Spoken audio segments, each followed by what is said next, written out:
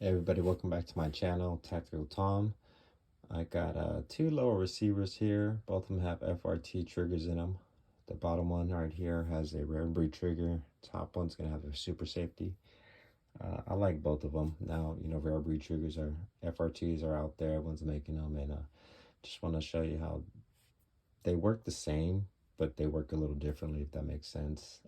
I like the rare breed a lot, and then I like the Supersafety. Can't make up my mind which one I like better, so I'm gonna keep them both.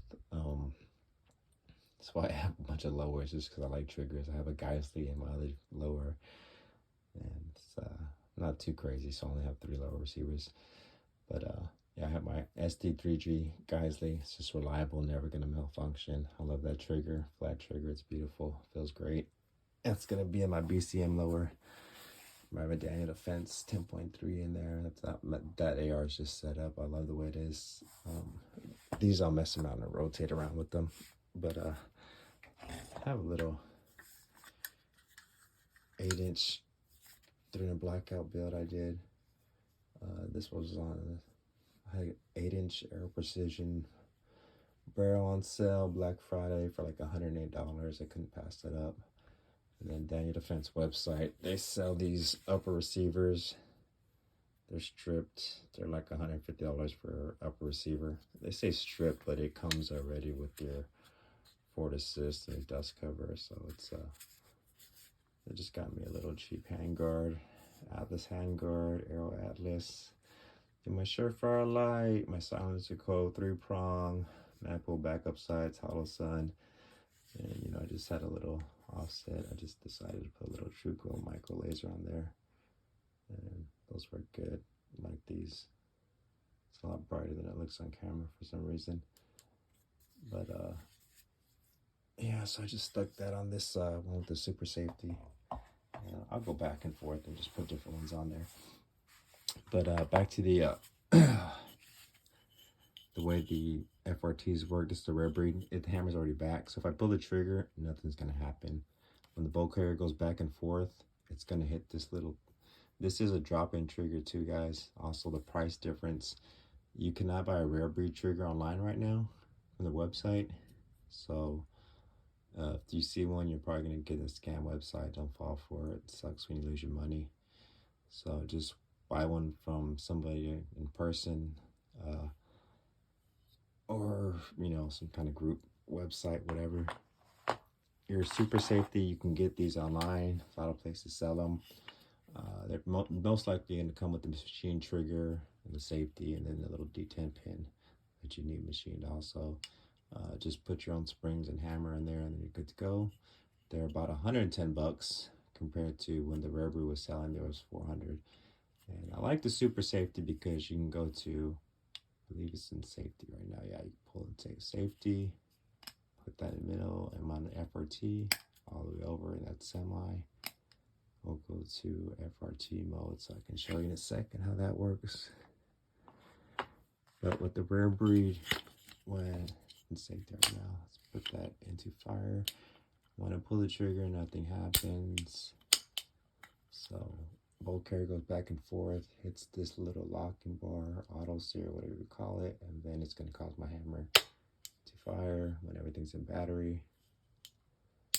It's gonna cycle, do it again. It's not like fingers on the trigger. Everything goes into battery. It keeps cycling and keeps on going. So make sure FRT mode right there. So that's how the rare breed works. All it has to do is push this little locking bar forward. Once that goes forward, while your fingers on the trigger, doesn't do anything until you pull the trigger. So what's it called? Yeah, that's what sets up the FRT for that. And then on your Supersafety, it's a little more complicated, and you can feel the reset a little more. I actually like this more because the rare breed is sensitive. You got to be kind of, if you're shooting subs out of a 300 blackout, if you pull the trigger too hard on your rare breed, you're gonna feel the action slow down, and you can actually slow the rate of fire. On the Supersafety, you can pull the trigger hard. You actually have to pull it good in force, and it's not going to slow anything down. It works perfect. So I kind of like that about that. I'm on FRT mode right now, so I'll pull the trigger. It'll set the round off. Bolt carrier is gonna cycle that back. It's gonna push this lever back. If you can watch my finger, it's gonna reset the trigger.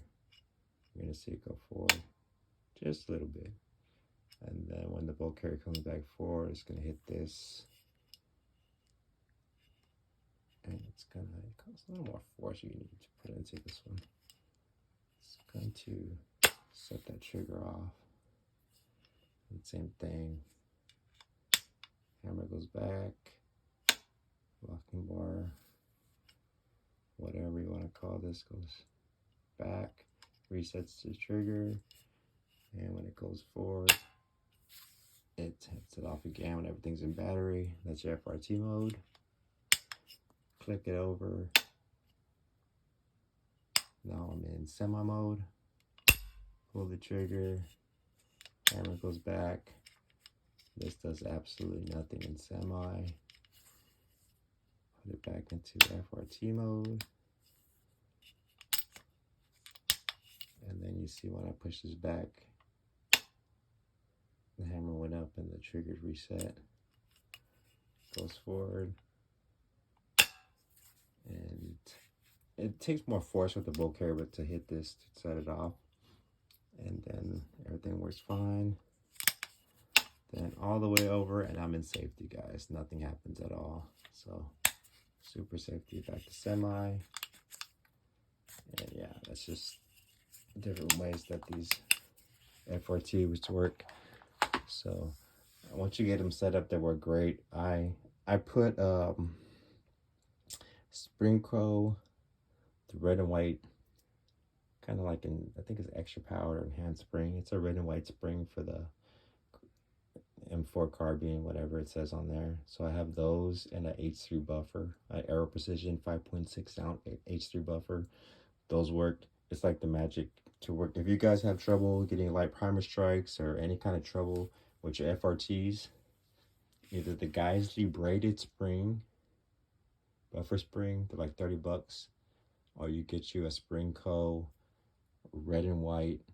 It's like enhanced powered spring with a H3 buffer, or just a buffer weighing 5.6 ounces, and that's like the magic. Because I've had H2 buffers work in shorter, more gassy uppers, but if you have your AR tune where it's running good and you don't want to overgas it, just put a H3 buffer with that Spring Co.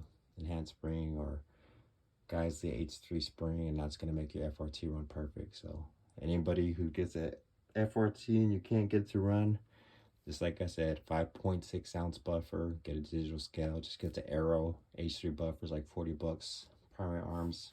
That's what's going to be in all these if you see them. If you could read that, but sorry guys, that is going to say H3, just got a shine on here at Turbo, sorry.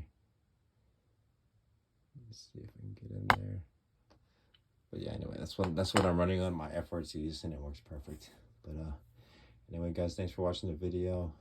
Let's like and subscribe, help me out to enhance my channel, guys.